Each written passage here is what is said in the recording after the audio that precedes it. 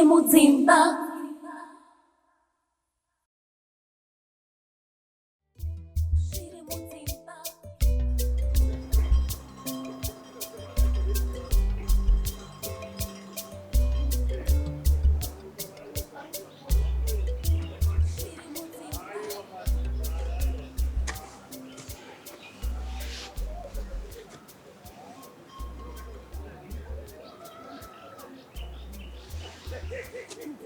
What's wrong?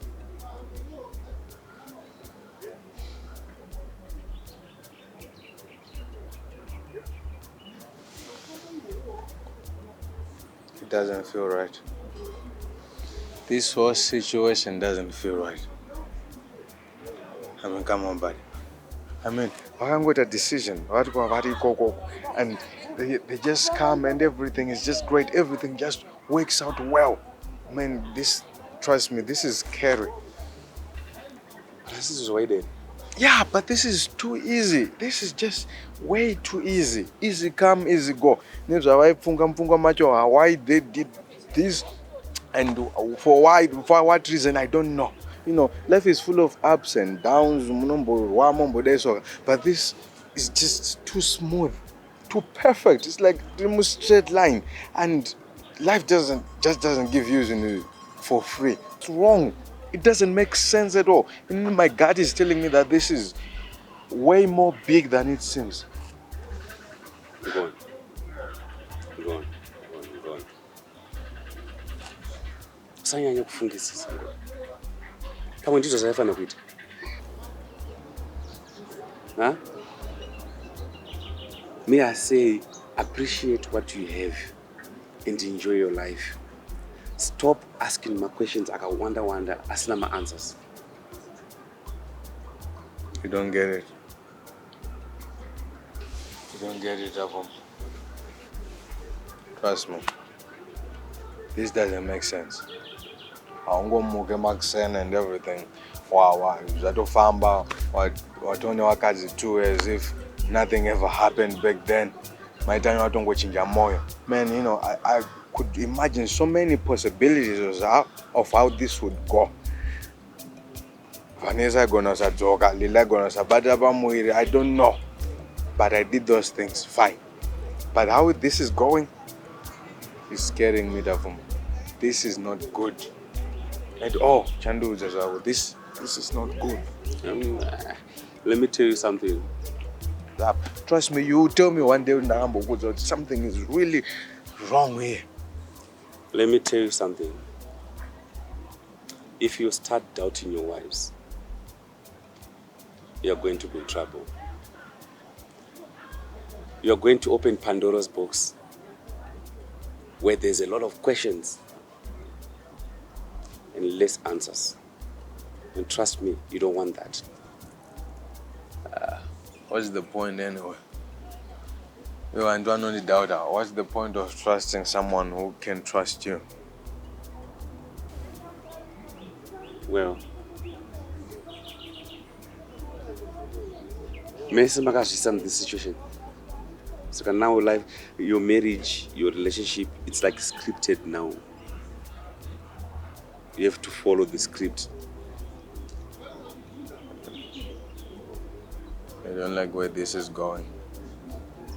Well, there's light at the end of the tunnel. Trust me. Or there's darkness at the end of the tunnel. But we hope the darkness won't show. We hope for the light.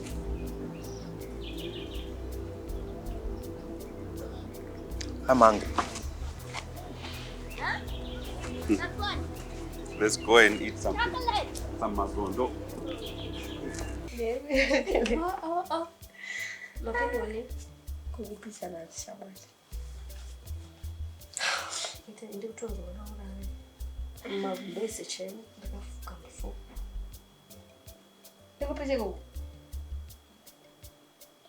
My cravings.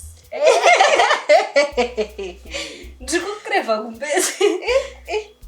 I'm ridiculous. Call you what happened.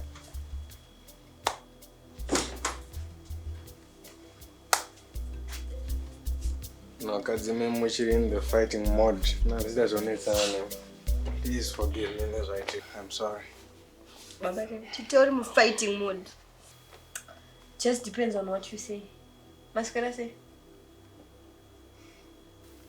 But Anya, you don't look so good. Are you okay? Basa de Robazo. That is dangerous. Baba, if it's dangerous, if you say no, But it will help a lot of people. You ever Lily, CD, Tanya, Hamanisha Mwari, the one who has got to zero. It will ensure that when I a future I can Baba, so where's the problem, babe? You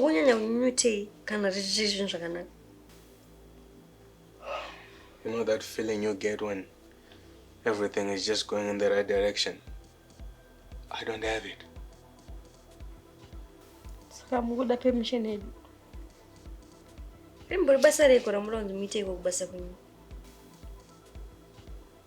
can tell you.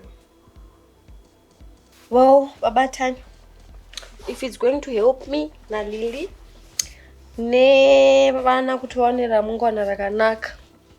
just do it. And I trust you, Baba Tanya, you're a good man.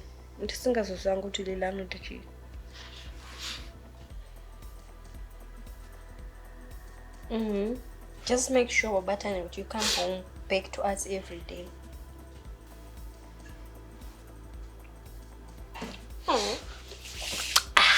Baba Tanya ka group ngishima penguins. Iwe we out to kwaki.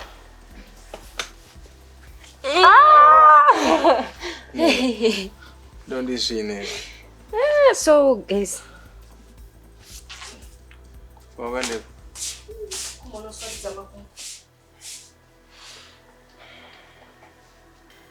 Baba Tanya, you know, we've been fighting, we've been having my disputes. And the in wants to trust young which I check. He lost it with Dara. But I'm trying as much as I can to really end that trust back. And it's going to take a lot of time for me to get the trust back. So I hope to try and but now it's gonna take a lot of time, and this is the time I need you most. So I hope Uchanti understand how. I understand. I'll do everything. Anything to earn it back. Just make sure you're safe. And you come back. We're a family of how many? 50 no, I'm just saying. But thank you for telling me what you feel. There's a parallel because people are not communicating. But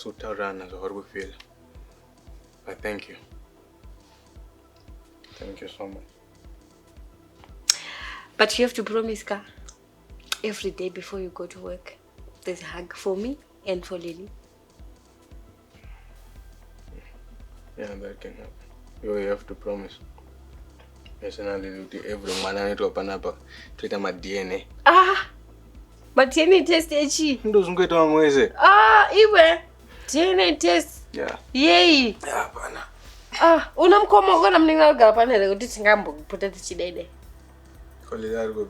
Ona. Ndikufunga. Kuti since that 3. Saka zvitero tiri 3 bedroom more. You know, it's every man's dream. Sure.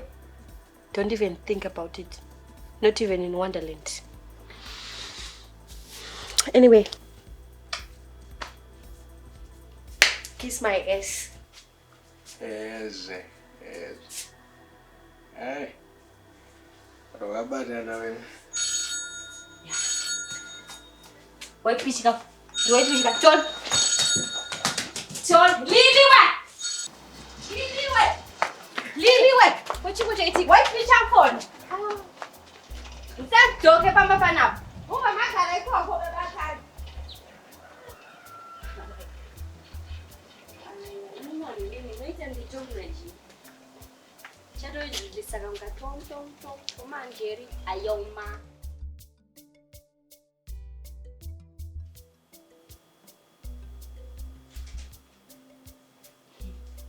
Sina sababu hata niusikilo basi. Amen. Tinga tufati taona niusikilo chishunguru.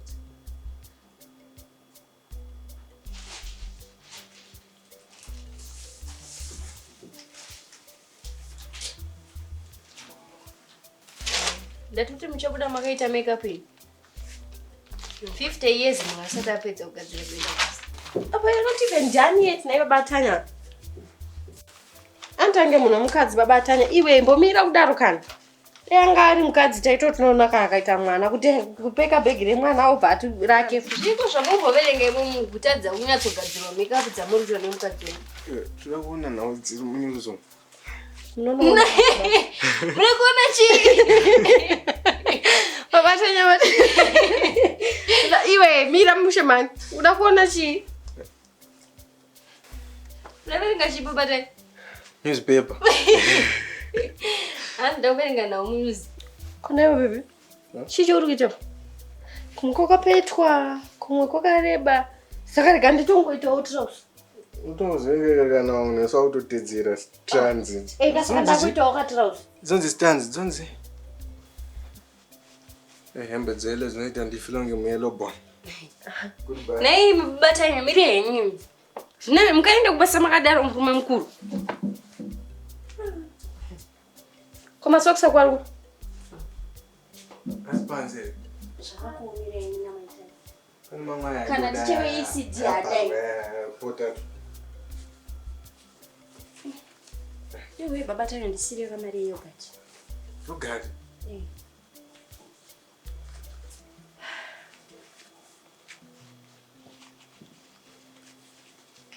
Saka ndini. Aiwa. Saka muende kubasa. Ndikasira Wanda kuda kupa 2. Maita nyapedza. My nails are still wet. Unomuka kuita manicure monazi.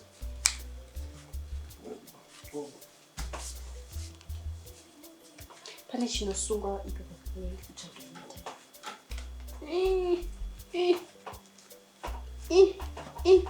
Apo wapfeka unge orange baba. Tikutomenya hembe dzacho kuti dzipfekeke zvakanaka. Aiwa. Edze unge murume wenyu maita. Yes, kupfeka unge murume munhu adoti ndizvito sei. Klasi zvanaka tobatsira. Nani? Newe. I got a baby to think about. Baby. Me baba Tanya chinde kubasa. Sorry. Amuchatoende musina kusiya mari yogurt. I tell you what. You come here. Baba Tanya isi bribe yekuramba nditengera yogurt. Ayo kanchimbo leso. Fara maziso ana makagana. Iwe wagawa. Uvara maziso andi. Mayaso agaza kanaka so. Uva masamu yetu andi makagana futhi. Agana, naso agana. Andi ndo bandaita zinatiza mari yogurt. Masanodzoka pasina kubika mukabika muchachidya chacho chomega. Panodyiwa sadza kana yogurt yawe. Kana ati muchatoitenga ini.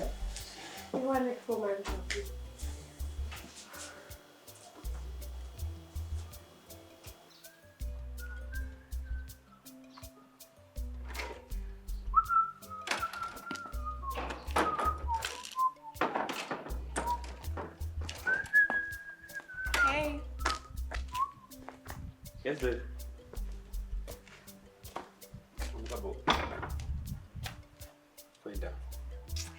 So, you're just gonna leave without saying goodbye?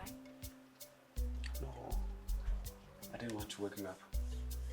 That really breaks my heart. Babe, pomboga rara ndakutarisa. Ndaona we're very peaceful. So I didn't want to mess that up. Well, your disturbance is greatly appreciated. I'll make sure that tomorrow I'll wake you up. Okay. You should. I'll see you. Sure. Bye, boss. Sure.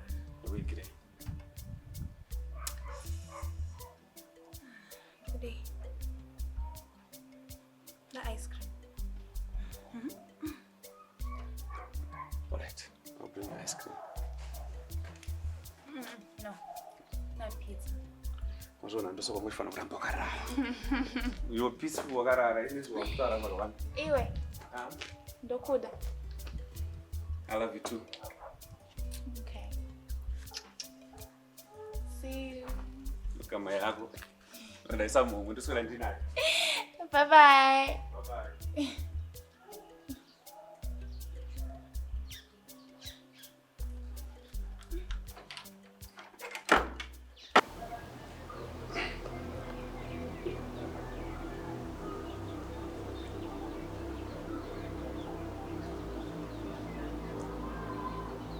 Life.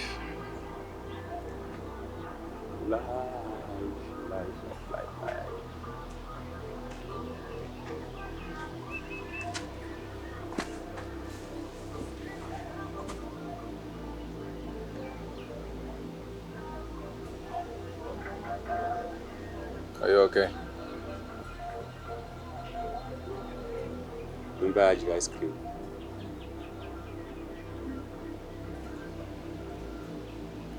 It's today and don't think it one.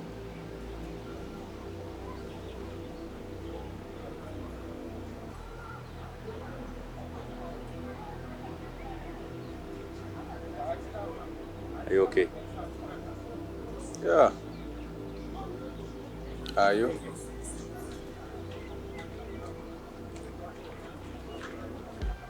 Yeah. I am.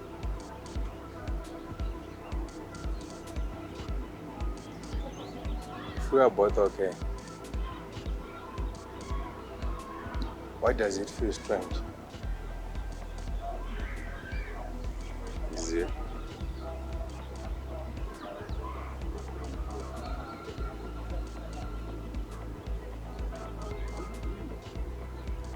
Afana ngoro basa. Wafana ngoro basa.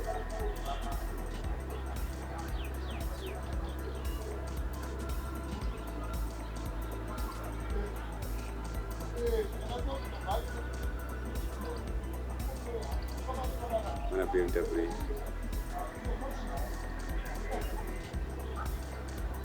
Kusheshe. Ele não se BMW. That's my family. Back in the days, I did already steering wheel.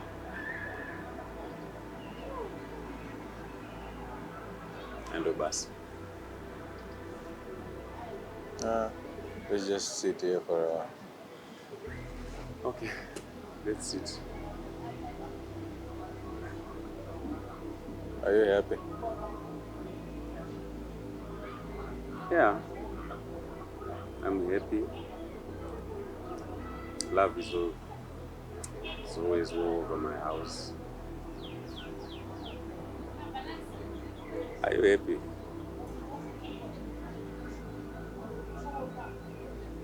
I don't know.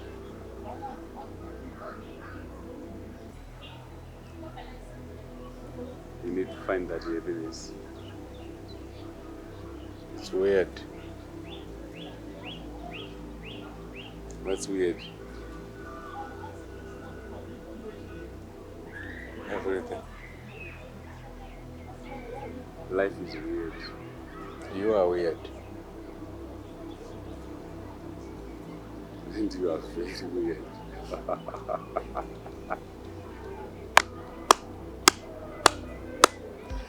You're very weird. Eh? You have 2 wives. And I have 1 wife and a baby mama. Yeah. The difference is the same, my guy. It's so weird. Yeah. It's strange. But I know you buy the ice cream. Anyways, you gotta bring ice cream. When I'm drinking ice cream, no matter what. But it is weird. Yeah. But you know what? A lot of men, they want to be in that position. But me, I don't. I don't want to be in that position. I'm joking, maybe they don't want to be. So I could turn back time. Oh, wait, I can turn back time. Go ahead, I'm going to do so much. If I could turn back time.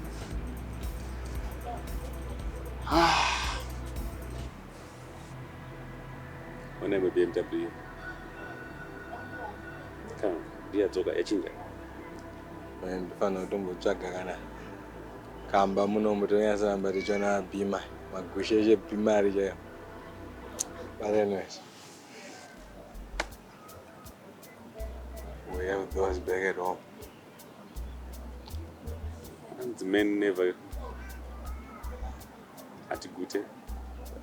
Kutikani. Yeah. That's what women say. Wow. Do you agree? Because you guys on a BMW, but Kumboku control, it's weird. But I won't say a BMW 3. I'll come back and out on the drive. Do you know I don't drive? I don't drive. Ah. Huh. Okay. Let's go to work. This is a weird day.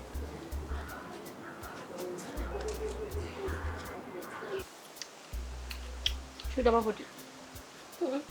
Come on, Jesus. I'm going to go find it. Amen. Not for some Japungwa. What's the Baba is a Ramona Namona? And I don't get that snout out. No paper, no say that for relatives. Give me a night time. Chef, I wouldn't say some. I could have time. Chef, I didn't see my bad tongue and to shower told her. I will know my exam. No, put that on a girl. Not a man, single mom.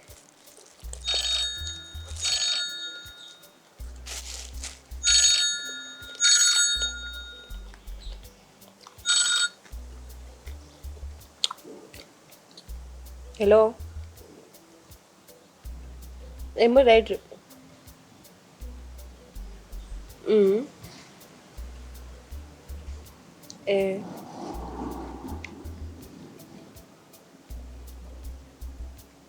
Yeah, alright. Alright. Another. Ndi mama. Ndi mama. Anzi ndikuya nasi. Mama uri kuya nasi?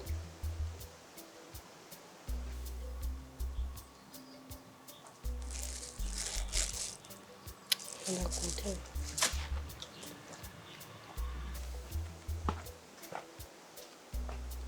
My beautiful wives. Understand?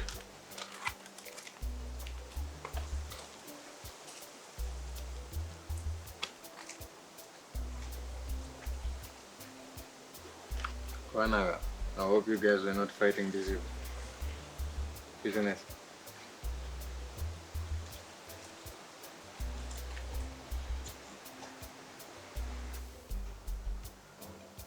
My time. You know you can tell me anything, right? I'm trying so hard to earn your trust. Ndikuzama nepese pandogona. Ndikuudza kuti chii chiri kunetsa, chii chiri kushungudza moyo wako, moyo wako usugadzikana. Babatan. Mama uri kuya nasi. Can you solve that? Can you solve that? Hakuna situation isingakwanisa kugadzirisika. I'm sure we can handle it. Calm down and relax. Don't tell me to calm down, Babatan. You know, guys, discussing, eh? Vachango ekora na ufuto votora chese kane vanacho. Because right now that's the only solution you have.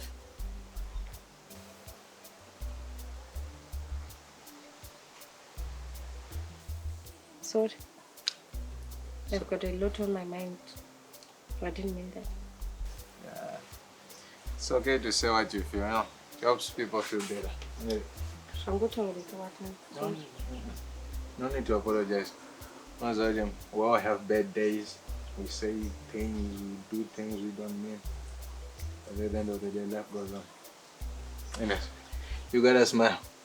Not to smile like no problem, you know that disappear. So you have to smile, right? Yeah, that's my girl. What's that to say? I want to avoid all do. Nachi papa ni learning the bachi. White because already you are yellow, so no boy answer the white. Giros jaja. You have a beautiful smile. Can you hug me? Yeah.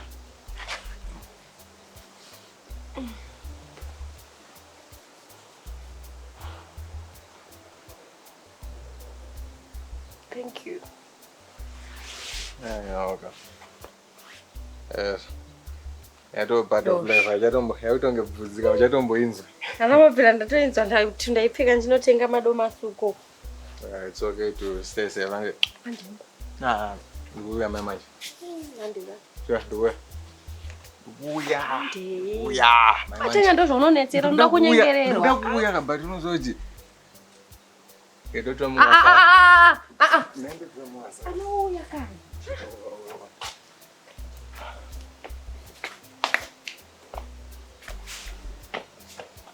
Baba Chan.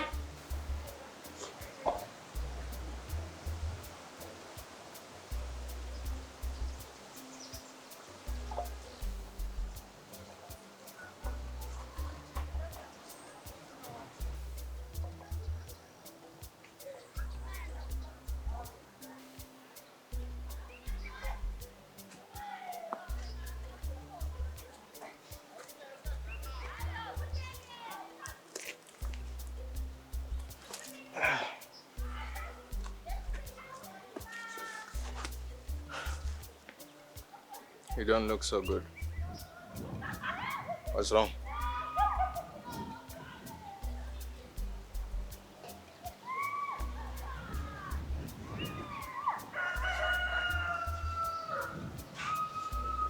I understand that you are not going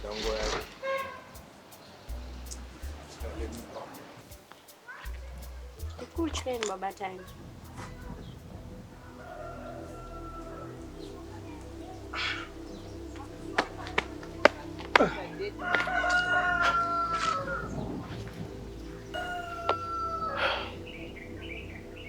Which guy?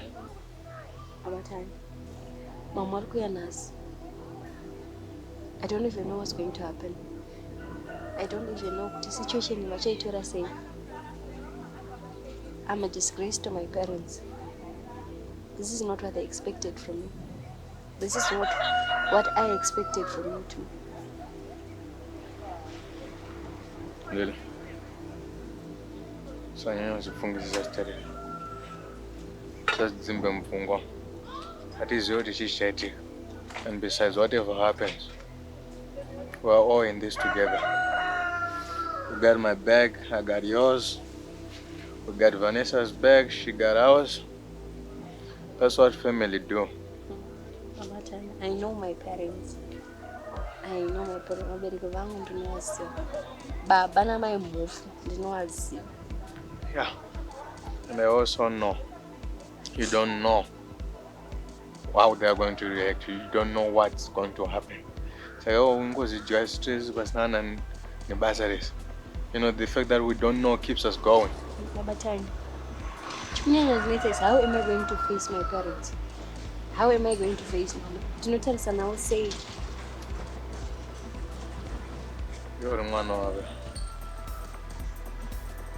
Because I was going to do a tight spot here. That's what I was saying.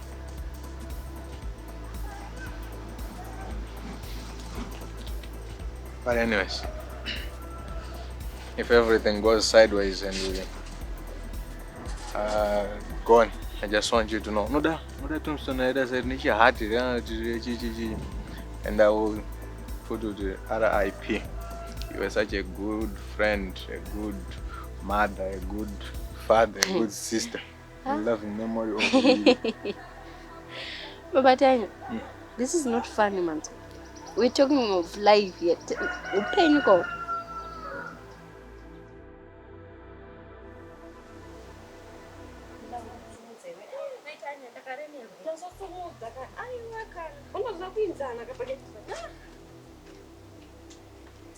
Murume mukuru angafana dai asiyachira mvura ipapo. Ngati mushinja nemaseji.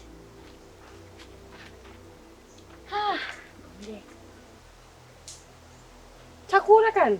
Zvaida kangomaneke basa yazvinoitanya. Aiwa. Ndombi. Sana wangu wadai.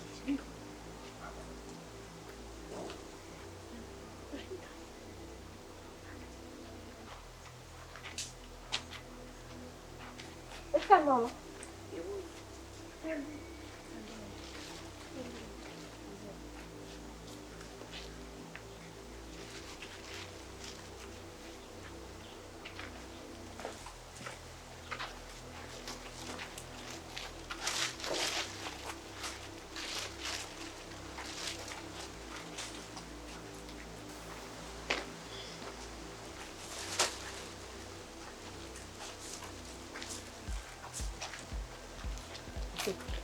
Hatipindei mama. Aiwa ndisina zvopinda mukaba. Nda zvangu kugara pansi. Chiro chiyani mama.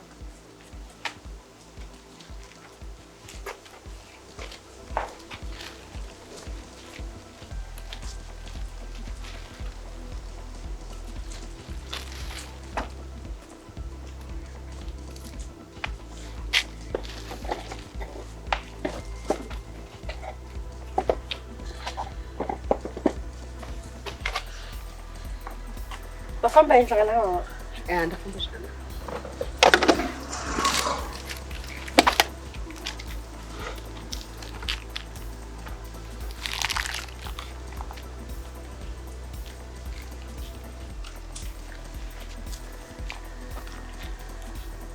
Izvo. Kwamusi kutaurikana nekutoti makadii zvenyu hamugoni? Makadini. Makadini mama.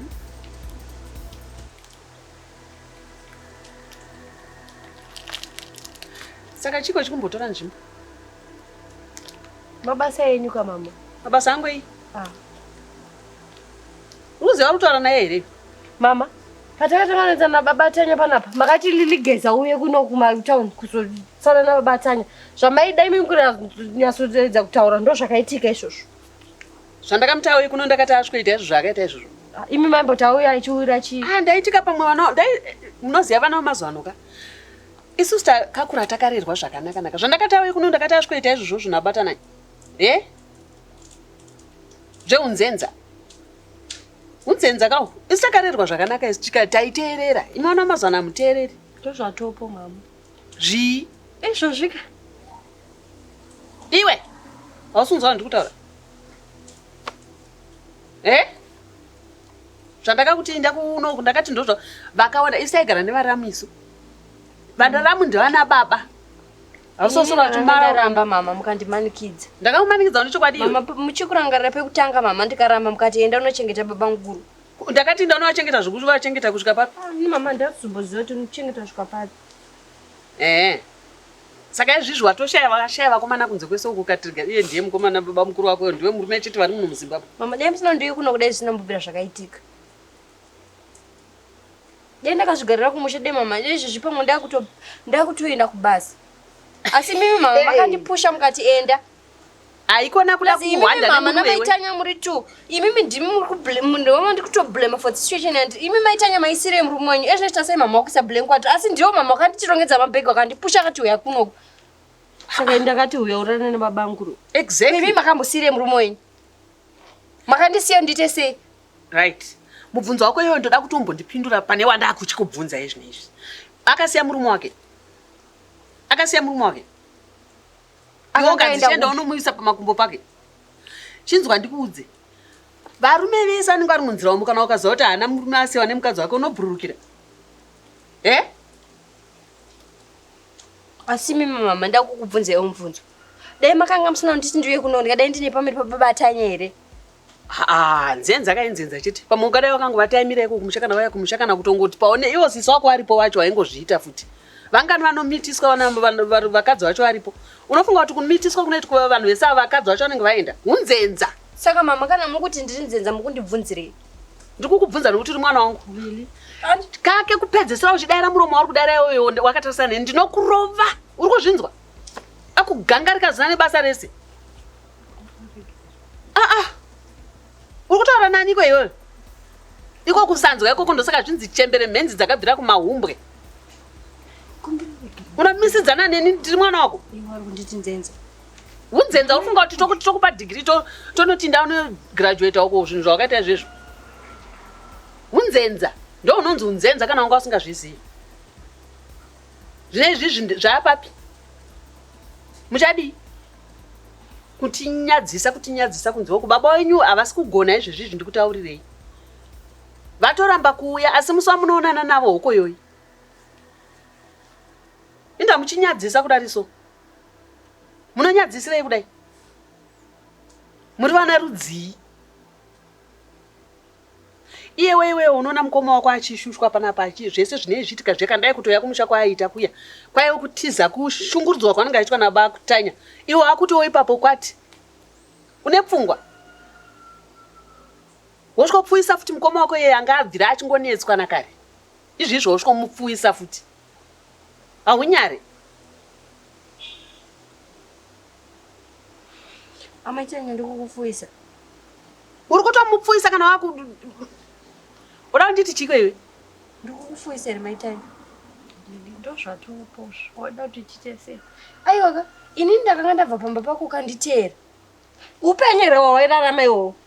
I was comfortable out there. Kwanguri wakanga usiri upenyu asi kwandiri wakanga utori upenyu. Ndikukufuisa ere? I was comfortable. Ndo zvauri kugona kutaura cheteka.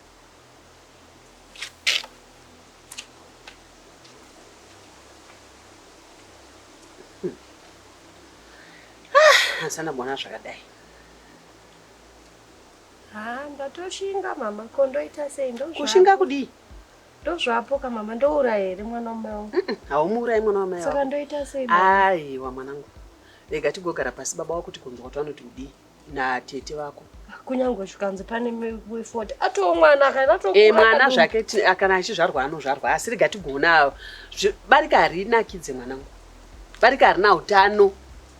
Nyanaka mwana wamai vangu. Aiwa kana mwana wamai wako wacho anozvitsvagirawo zvake. Iwe uchizvigarirawo newako murume. Izvozvo zvaanikidzi. Handingamboregerawo uchiparadzwa kudaro mwanangu zvikuru sei nemwana wababa wako namai wako. Wazvinzwa? Tichaona zvikuita tichanzwa baba kuti anoti udii. Tichagara pasi kana baba wako hasha dzavo dzasirira asi pari zvino. Havasi kutangika. Havasi kutangika mwanangu. Vari sei? Varipo zvavo. Varipo zvavo asi vatoramba kuuya. Zvichida pamwe pamberi apo ndopa tichazongoya tese kuda kana tazombogara pasi dare naatete vako naivo ameno nana bamenera ameno tichanzwa. Asi haazvibarika mwanangu ayi. Ine nhamo yaunga uchiona iyo yausvika kuvirikidza futi pamusoro. Mukashanya angasiri kutogara pano mwana. Anga achigara? Ikoka kuhausi kwaanga watenga ukine ndakati ndodzoka pano zvikaipa ndine ndiripo pano amweni anomushigirira. Panakatoya mai manje. Zvinori kuti zvakanaka here izvozvo? Inini mwoyo wangu unotondirwadzirwa iwewe zvikuru sei. Iye ngaatsvage pake. Inini handisi kuda kuti agare nemi pano. Kana zvezvemwana anozvarwa zvongobvira ipo tichienda mberi tona kuti woita sei. Ameno mama. Ameno. Aiwa tichagadzirisa mwanangu. Tinogadzirisa. Ina handina kuziva kuti ndopa zvichasvikawo zvangu ipapa. Ndaakuto izvo zvechokwadi. Ndindakati ngaauye kuno ngadi asi hazvitso zvandakati auya azoita. Anga ainaye mukomana mama. Ngomwana wake eiuya pano. Izvo nanhasi anondouya chinetsa. Ari kunetsa kuti chii? Anzi ndokuda nenhombo yako. Ameno. Asi rega tigona ini zvebarika handizvii. Saka izvo zvikuti uti ndomuta aite seko. Handina ndakangomira panzvimbo 1. Aiwa munin'ina wako zvako asi barika mwanangu handikurudzire barika muupenyu. Barika harina kana utano. Saka tichaona. Ndichataura zvangu navo wako vachadzikama zvavo vachaserera hasha dzavo asi pari zvinezvi havisi kutangika. Amen. Liliwe. Liliwe. Iwe isira mama tii uko. Uye pano.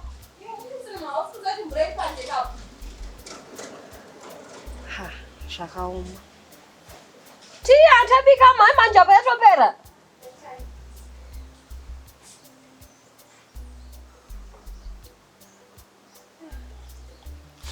Kama ndiregerere nemapinduro andakuitai. Ngori shungu nekubatikana. Shaya kuti ndoita sei.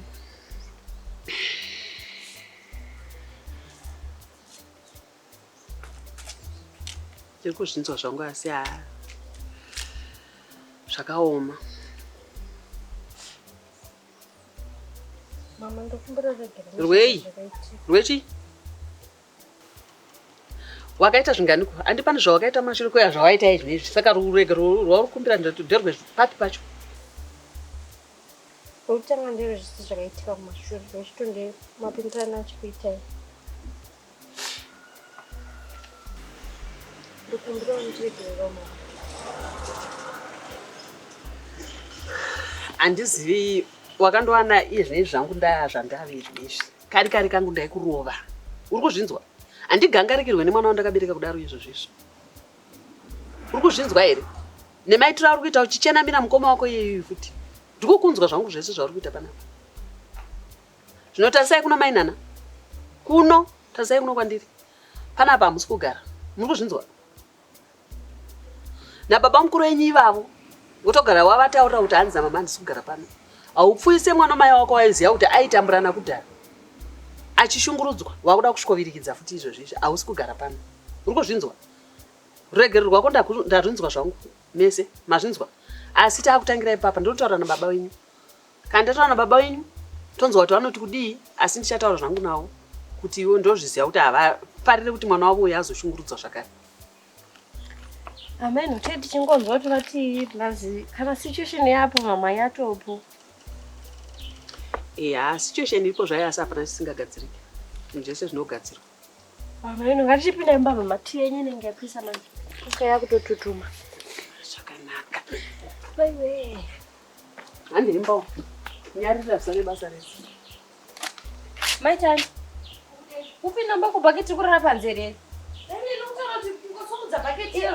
Une nhumbu apa kwete mumaoko. Siya ndotakura ndega. Kana uchigona takura gwadi kubva naro wega kungodhi.